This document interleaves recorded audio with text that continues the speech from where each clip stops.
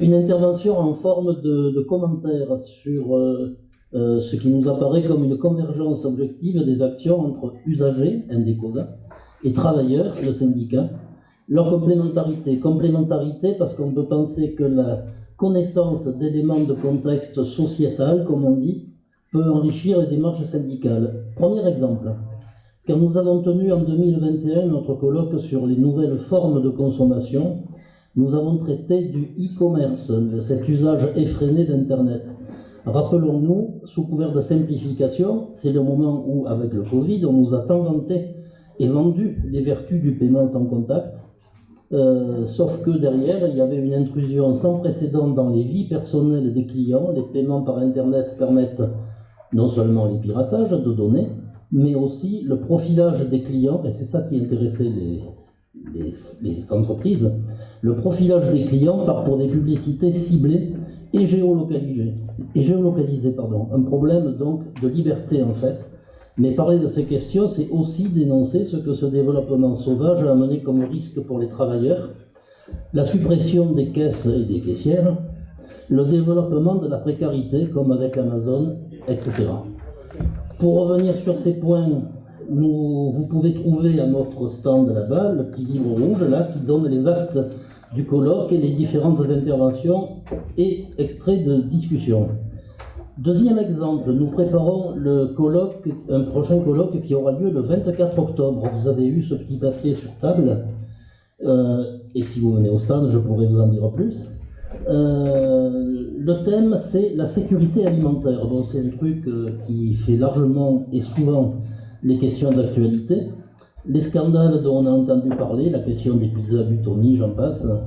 Au 28 mai, hier, il y avait 8296 produits, et c'est intéressant, on va sur le site de l'INC et on a l'actualisation des produits qui sont rappelés pour non-conformité. Hier, c'était 8296, c'était 6000 il y a quelques mois. Ce qui amène forcément la question de qui contrôle, est-ce que ce contrôle est indépendant ou pas, mais aussi la question de l'information des consommateurs que nous sommes. Les étiquettes, sont-elles crédibles ou pas? Sont-elles complètes ou pas? Nous aborderons le Nutri-Score, largement commenté dans l'actualité. Enfin, sécuriser l'alimentation, c'est aussi que les familles aient les moyens financiers de se les procurer. Et donc, par ces quelques propos, ces quelques thèmes que je viens d'évoquer, j'espère faire toucher du doigt les liens de ces débats avec ceux qui sont habituels dans l'organisation, le pouvoir d'achat, l'emploi et les moyens donnés aux services de contrôle. Je pense qu'à la DGCCRF, ils auront des choses à nous dire là-dessus. Après leur fusion avec la Direction Générale de l'Alimentation et les suppressions de postes qu'il y a eu, ce qu'on pourrait appeler un effacement de l'État finalement. La question de l'indépendance des recherches, alors, à travers le débat sur le Nutri-Score est développé par l'INSERM, qui est un organisme public, là aussi c'est tout un débat. La recherche de préférence publique comme garantie d'objectivité. Enfin, la question des emplois générés par la production des denrées. Pour aborder ces débats, dans le colloque, nous aurons des intervenants de haut niveau. L'INC est encore sous réserve, mais la DGCCRF, Direction Générale de Concurrence, Consommation, Répression des Fraudes, nous aurons le secrétaire général du syndicat national CGT de la DGCCRF, plus la directrice ou un chef de service de cette direction pour le Var, qui ont accepté.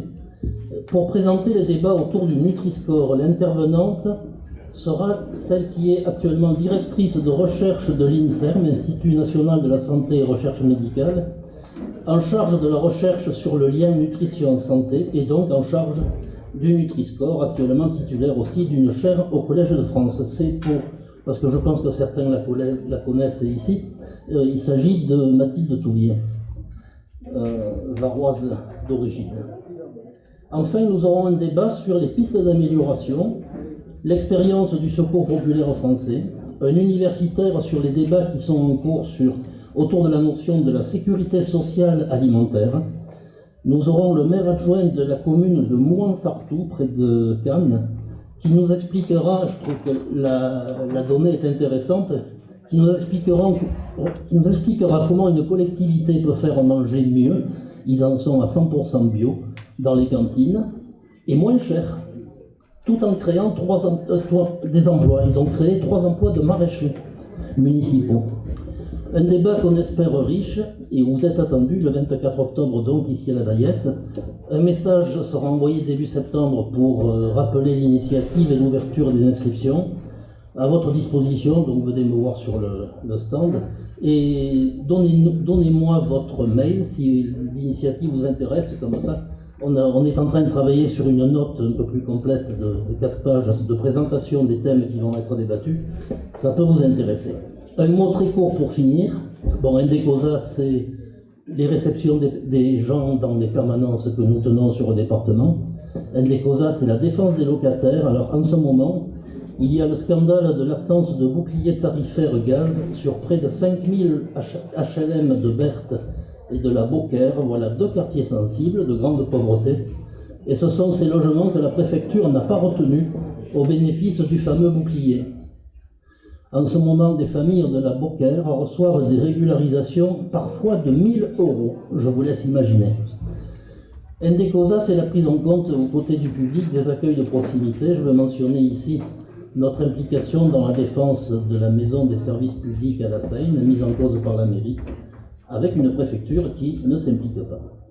En résumé, une association qui, du point de vue des usagers, est sur le terrain de la défense de l'accueil du public, la défense du pouvoir d'achat, et participe à des débats de société en mettant en avant les valeurs de la CGT. Au plaisir d'échanger avec vous à notre stand. Je vous remercie.